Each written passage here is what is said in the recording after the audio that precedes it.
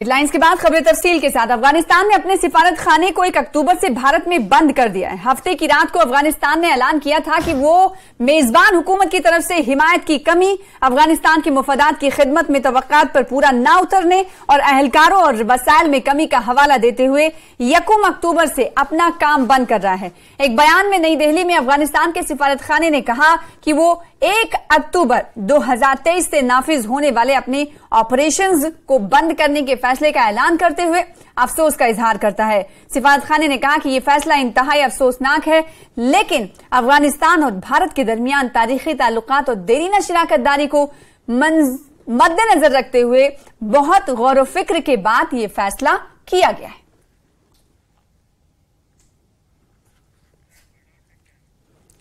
Jammu Kashmir national conference के senior leader और साबिक वजीर AR राठौर ने नवाए सुबह श्रीनगर में JKNC के वाडा कमेटी की मीटिंग की सदारत की। इजलास में सीनियर रहनुमा मुबारक गिल, MP हसनैन मसूदी, जावेद डार, डॉक्टर बशीर वीरी, इमरान नबी डार, शौकत मीर, डॉक्टर मोहम्मद शफी, शफकत वटाली और हर्षदेव वर्धन सिंह ने शिरकत की।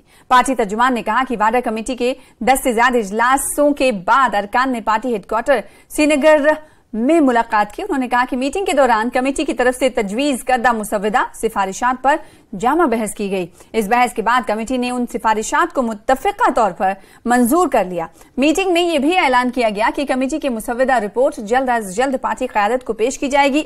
ये बात काबिल जिक्र है कि JKNC की क़यादत ने जम्मू कश्मीर में मंशियात के इस्तेमाल में खतरनाक हद तक इजाफे के जवाब में वाडा कमेटी कायम की थी, जिसका मकसद इस तबाहकुन मसले से निमटने के लिए तजावीज तलब करना है।